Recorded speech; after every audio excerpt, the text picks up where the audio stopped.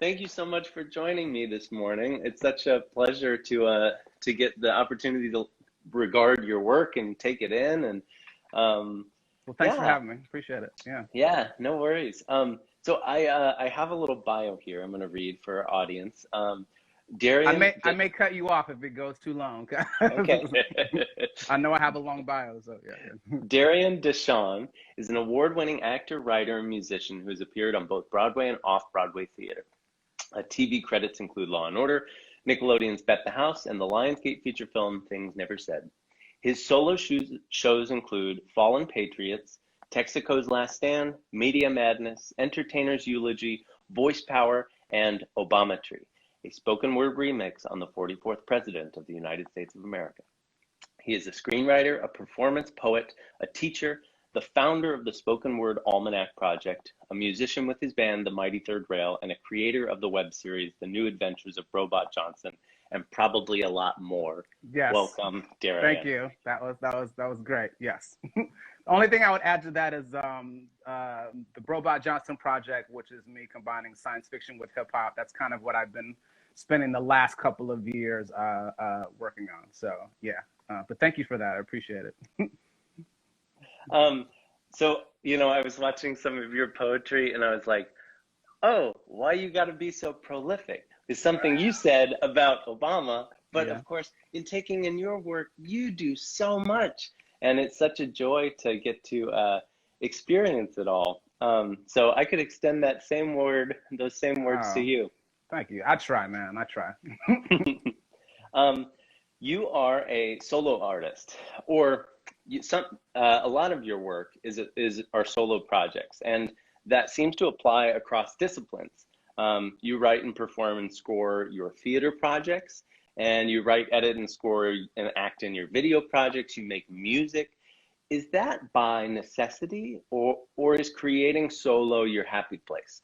I'm glad that's a great question, because interesting enough, I think where I'm at artistically in terms of my evolution, I think I started writing solo pieces because I felt like I was only, as a writer, I felt like I could only really kind of write for me. Like I felt like I didn't quite know how to write dialogue. Like I took a playwriting class my junior year at NYU, just kind of like on a whim. I had an acting teacher that was like, I think it would behoove you to like direct and to write. I remember at the time I was like, how dare you? Are you saying that I can't make it as an actor? Right. But I took what she said to heart, and I took this playwriting class. And then from that, I created the first show that I ever wrote, which was Fallen Patriots. And then it was produced my senior year at NYU. And so it really kind of, it launched me in this trajectory of doing solo theater, which I enjoy. But interesting enough, I feel like where I'm at now in terms of my writing is that I actually am leaning towards creating stuff that is more kind of ensemble driven and is more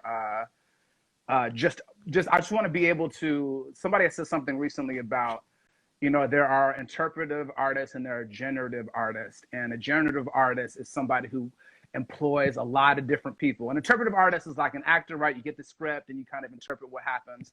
I always felt like my other work was doing that in terms of generating work for designers and stuff like that. Because whenever I kind of dive into a solo show, I've been able to have some amazing designers and we all work together as a team, even if I'm the only performer. But now I'm really in a mode where I'm trying to create stuff that is more kind of ensemble driven, that allows particularly people of color to have opportunities both on stage and off stage. Yeah. That's cool to know. And it, maybe we'll tease this for a little bit later, but it sounds like one of your projects is kind of going to transform from solo into ensemble piece. Exactly. Yeah. As we mentioned, you're a musician too, and you've just released a new single called Ohm, AOHM, that's available on Spotify, Apple Music, iTunes, and Deezer. Do you mind if I play a little bit of that for the audience? Oh my God, yes. I don't have to do a shameless plug. You're doing it. The people are counting on you. The people are counting on you. The people are counting on you. Win! Win! All right. Win! Let's go. In the middle of Babylon, what's going on? Hold it down with the upper down. Listen to the sounds from the clouds to the ground. When you heard tap into the universe. It's a gift, not a curse. It's so good. I'm going to turn it down just a little so we can talk over it. Sure. I know you do beatboxing. One of the first things I thought was like, oh, did Darian do the beatbox to this and create the beat out of that? Yeah. So I use a software called Ableton Live. And what drew me to Ableton Live was I remember having a conversation with somebody. I was at the New Eureka Poets Cafe. We were doing some event or whatever. And one of the other poets was telling me about the software called Ableton Live, which allows you to literally harmonize the melody or whatever you want. And then it'll go through the software, and then it'll be like, what instrument do you want this in? Do you want it in the trumpet? Do you want it in the piano? I was like, what? I was like, and beats, same thing. Where I was like, what? So that to me was a huge game changer once I got the Ableton software. I mean, it's not as easy as that. Sometimes you have to harmonize it for a long time, but it will eventually kind of get your melodies. It'll eventually get the drums and stuff that you want. So that was a huge game changer. And then that's really kind of when I dove into producing my own beats once I had that little nugget of new miracle of technology.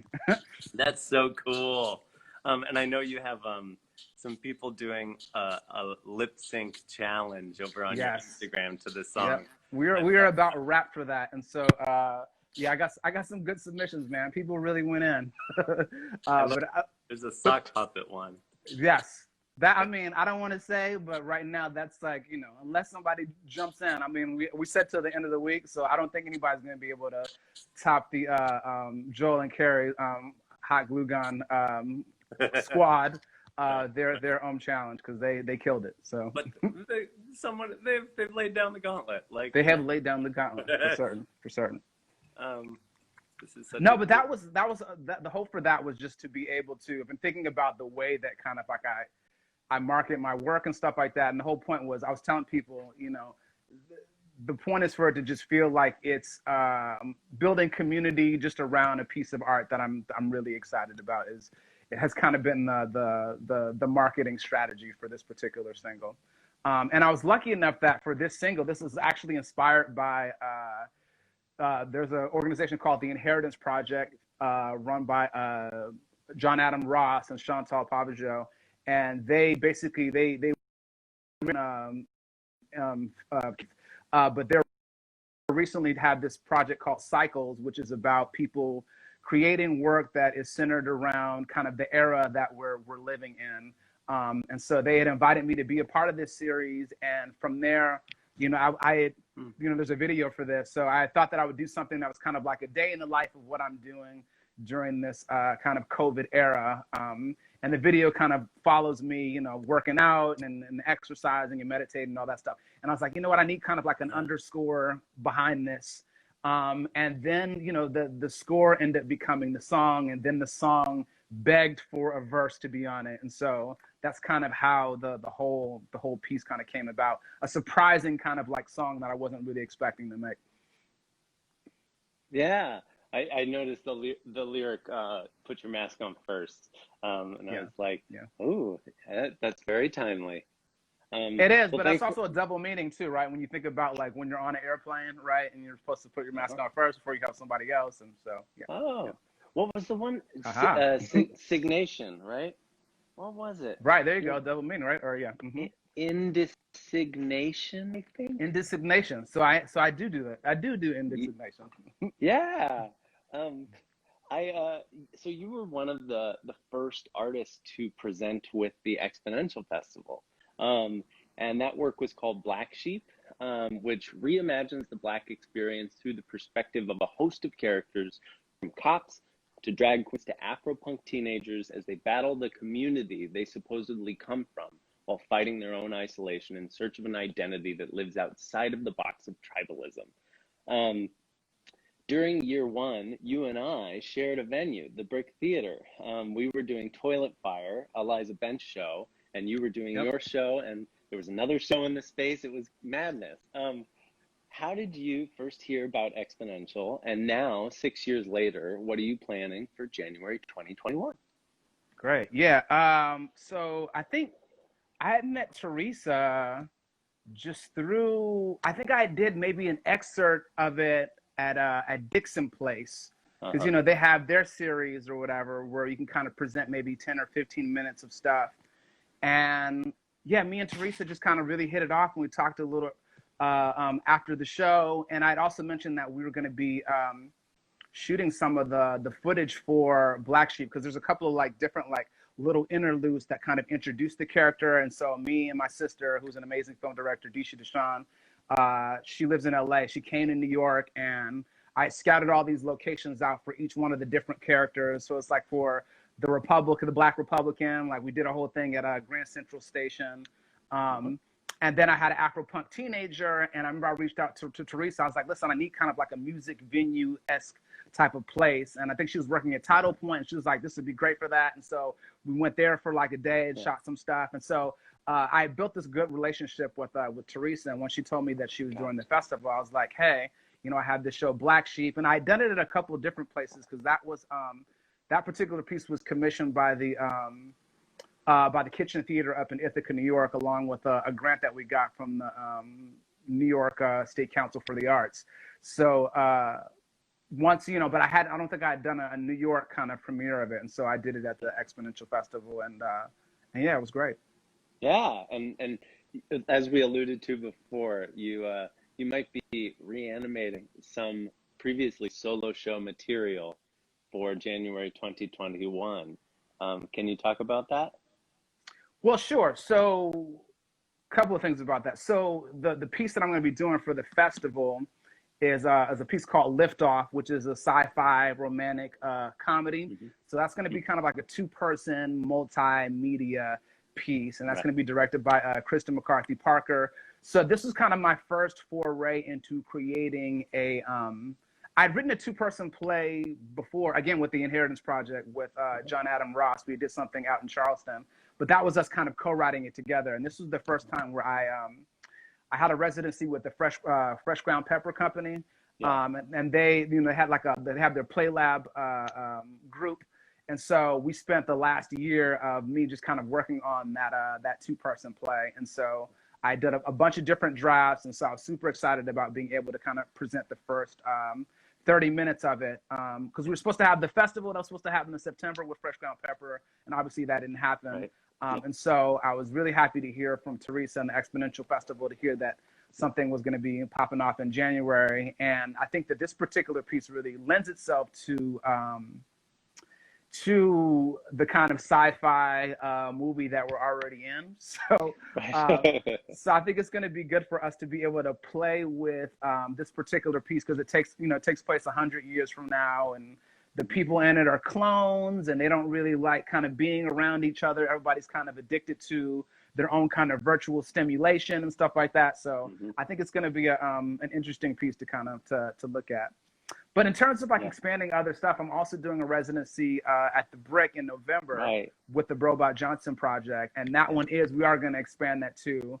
We did something at the Bushwick Star about 2 years ago called the Brobot Johnson Experience, and we'll be doing a residency at the Brick called the Brobot Adventure Wrath of the Whackness, and that's going to have some other kind of like Brobots and Cisbots and Bots Beyond Pronouns that are all going to kind of be in this particular piece. And that's directed by Andrew Scoville, produced by Poetic Theater Productions. So again, that's me kind of going back to what I said before, like wanting to like expand into evolve past kind of like the solo theater and see if I can give more people opportunities. And that to me is super exciting too, is to be able to create work that is not just about me, Yeah, but that I've been hearing a lot in like the activist circles, like start where you are, start local. Yes. And it seems like there's a little bit of that to like your genesis as an artist is like starting where you are, and now you've created these universes and you get to invite other people into them. That's so cool, and I can't wait to see what you do there, because I love the video where you play the Mad Doctor and the Brobot. Yep. But yeah, what happens when you invite another person in there will be so exciting. For sure. I mean, and I think that's the other thing that I'm realizing, particularly with where we are at currently, I remember having a conversation with my sister about how she was saying that, you're very prepared for this moment in the sense of I'm creating a lot of digital content now because I have to, right? But when I think about that web series, which, anybody can check out now, I think I get excited about being able to create transmedia work in the sense of creating digital content, also kind of having a live theater experience, and then also having a music component, because that just allows me a lot of people, a lot of different entry points to experience the world that you talked about. And so that to me is what's most exciting. And it also allows me to continue to be creative and to continue to put stuff out there, even though we're all kind of like bunkered down, So, yeah. Well, we've reached the part of the interview that's, I listen to Getting Curious by Jonathan Van Ness. Do you know Jonathan Van Ness? I don't. They're on Queer Eye. They're like a golden retriever in human form. Okay. But during their interview show, they talk about yoga recess. So I'm going to ask you, Darian, this is yoga recess. Did we miss a pose? Did we miss a flow that you wanted to go through? Is there anything unsaid that you'd like to say now before we kind of wrap up? Thank you for that. I appreciate it. No, I feel like I hit all my bullet points in terms of mentioning the new piece that I'm really excited about, Liftoff for the Exponential Festival. Very excited about being able to explore kind of the first half of that and making some progress on that. And then again, just very excited about this residency that's coming up with the Brick in November, which I think is the 12th and the 13th. That I'm hoping people will be able to check out because it's all going to be virtual. So it's literally about you kind of tuning into that, and we're developing that. And then just the last thing is that, check out the song Om, which is out now on Spotify and other streaming platforms. And I hope that it's designed to be, I call it's a motivational hip hop. So hopefully it'll motivate you to be grounded and focused in these crazy times. Well, thank you so much for spending your morning with us and with our audience here. I just want to say hi to Zach, to Michael Jackson, to Fringe and Fur, to Sandy. Hi. There's a roof for all those people. Hello. I think Cece's there. My mom's here. Hi. So thank you so much, Darian. The Exponential Festival is fundraising for 4 more days. So if you want to chip in, we could use it. Yeah, Darian, thank you so much.